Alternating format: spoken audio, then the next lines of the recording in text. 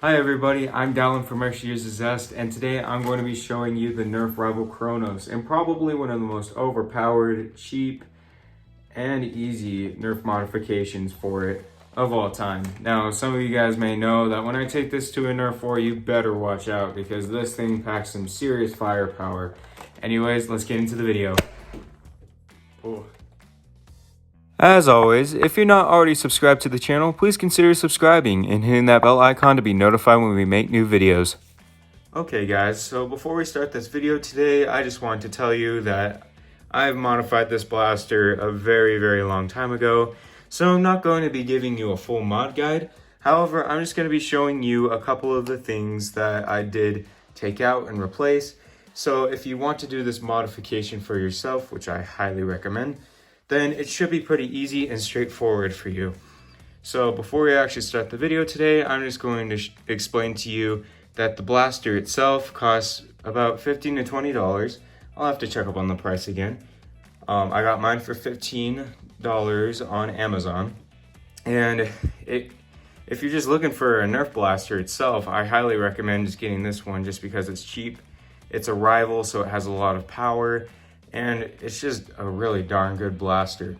And then the only thing that we're going to be replacing today will be the spring. And you can buy a K26 spring on OutOfDarts.com. I highly recommend getting it there because he cuts it all to the correct size. So everything fits all nicely inside of the blaster.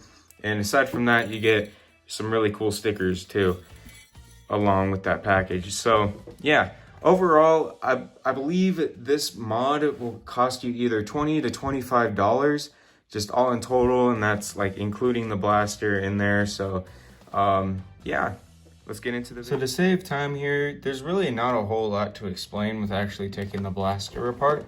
There's just a couple of screws that you want to remember here. So once you take off the priming handle, there's going to be another screw right there. And then these two screws down here, those are going to be a bit longer. That screw and that screw is going to be a bit shorter. But yeah, just unscrew the whole thing and we'll crack it open. Okay, so now we have actually cracked open our blaster. So just gonna note a couple of things here. You might see a little orange piece missing right there.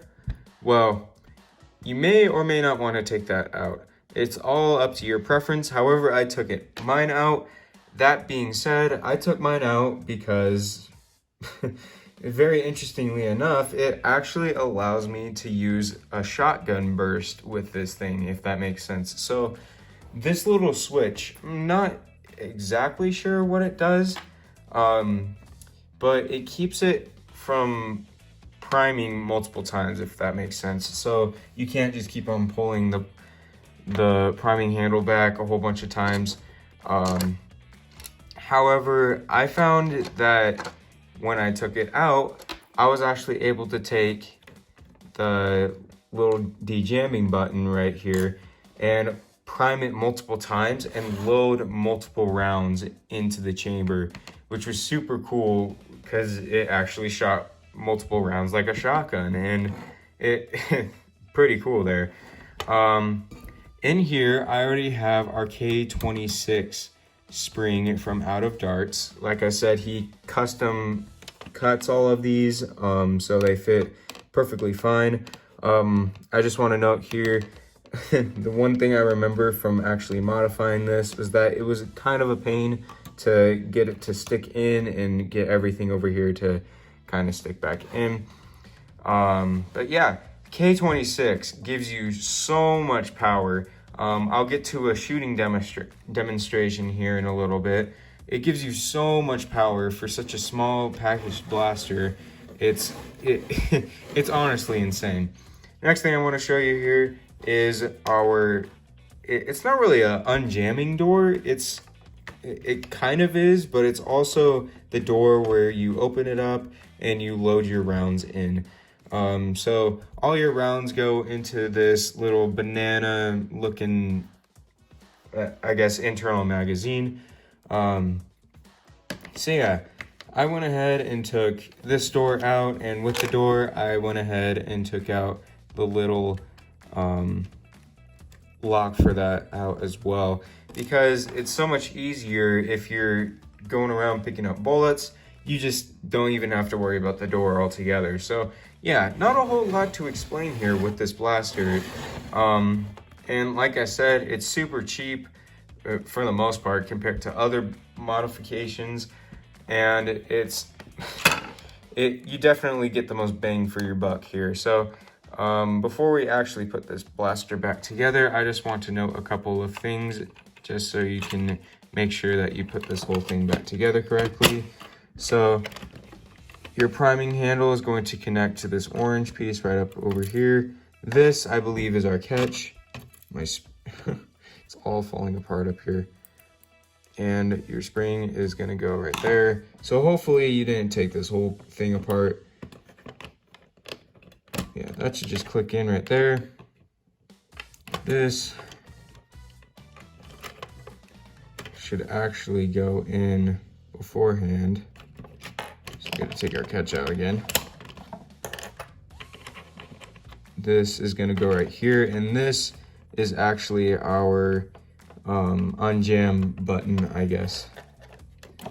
So we're gonna go ahead and put our catch back in, and it should just all fit in just like that. So yeah, if you need to, go ahead, and I'm gonna try to make sure that this doesn't fall apart again. Go ahead and take a look if you need to if you need to put it back together. I know that's probably one of the most complicated and persnickety parts about actually putting the whole blaster together. This right here is your safety lock. I kind of recommend keeping it in just because, well, I live with 3 sisters and I don't want any of them getting into the blaster and, you know. Speaking of which, something I also want to mention real quick, if you're doing this modification, just a fair warning, at first it is a bit of a pain to try to actually prime the whole thing, because you know it's a freaking huge spring that we have in here, K26, so that's 26 kilogram spring.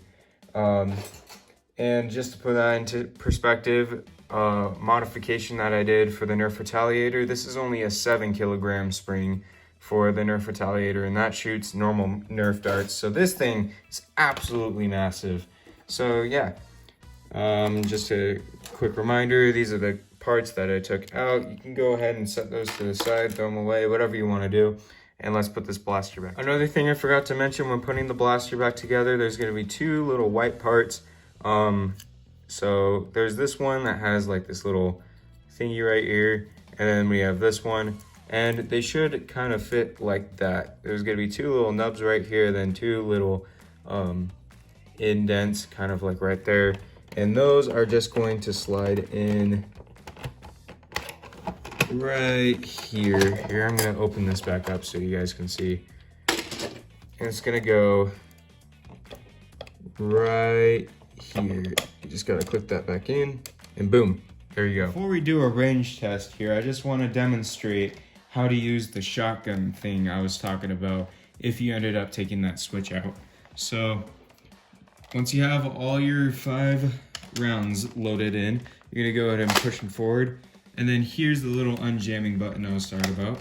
So you're gonna go ahead and push that down and then push it back forward. That loaded in another round. Push it down, push it forward. And I just recommend putting 3 rounds into the chamber, and all that's left to do is shoot. So as you saw there, shot 3 rounds.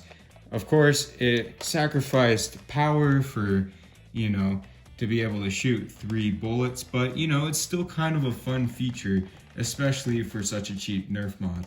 Alrighty, so right now we're gonna be doing our range test. So back there I have a pink hula hoop, and the goal is to get all of our shots into that pink hula hoop. So that's 1. You can see just how straight these things fly. That's 2. 3. That's 4. And that's 5. So all all 5 of them hitting that general area.